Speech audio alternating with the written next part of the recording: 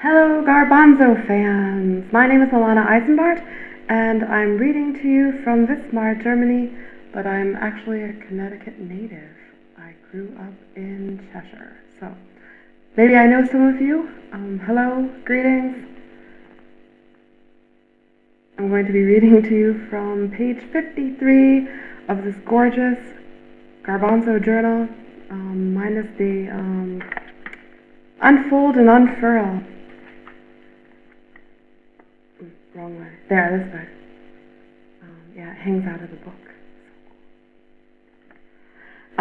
Okay. The sound of resilience.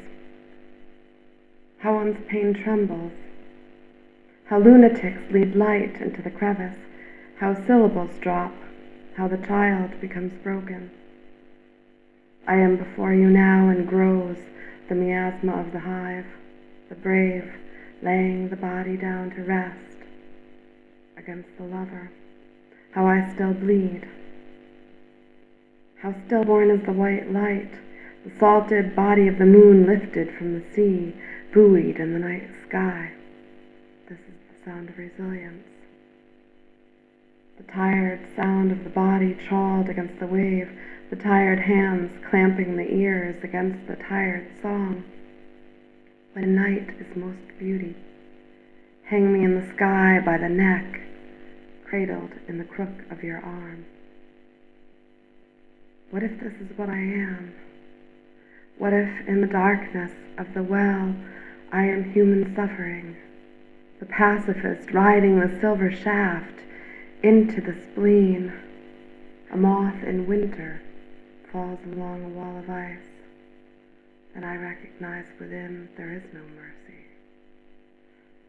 Bronze raiment hung in the ark, and the light neither reflected nor refracted, but split within.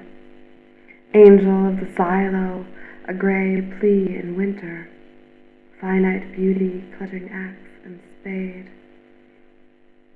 I am your unclothed skin, white light, poultice torn from wing.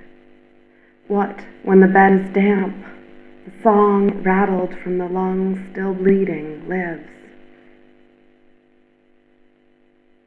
We are the collective. Listen beneath the language and you will hear our voices scraping skin in the ocean shallows, filtering through city grates from catacomb. A child lifts the lid from the box of winter, and syllables like coarse black stones pile loosely on the strand. I've soldered a room of the self.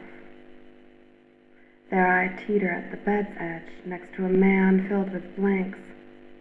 There the moon hangs like a welt over a snowscape lit with blood, and I wander into the night, asking for guidance from a country road. There I slip face down into war. There I lie while the red foot draws near.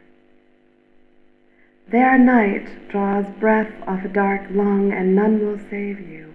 Know this now. Through the nightmares that come, a man slips through. Know he will kill you. Know this is prescience. Something in you calls to him.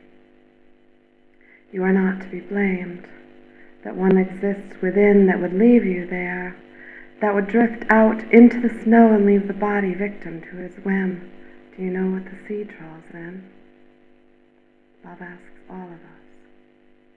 And he comes, a night bird chipping poison from the wind. Please, I have come not to suffer with you, not to lie down at your side, not to hold the coil of your body in my womb, but to love. Love as great as any darkness you have known.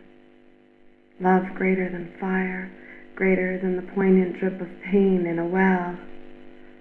Love as a river exhaling stars into the bare branches of trees in winter. Love salmon-colored all around. Pale in the stretch of ice, stark in the darkness of an open wound.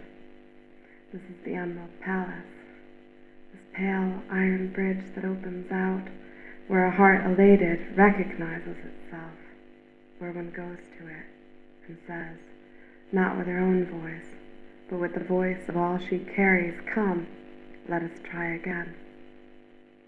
And we try, these voices stones, these voices coarse beneath my own, and I tire, and I want nothing more than for someone to hold me, and this is when he comes. When I need and he senses need, he comes, and part of me breaks off at his heel jammed in my back, and laughs as the dolly slips from the wall, and time holds the breath within. The man from whom I run shares the consciousness. Give him credence, and he thrives. Fear him, and fall into his arms. Thank you.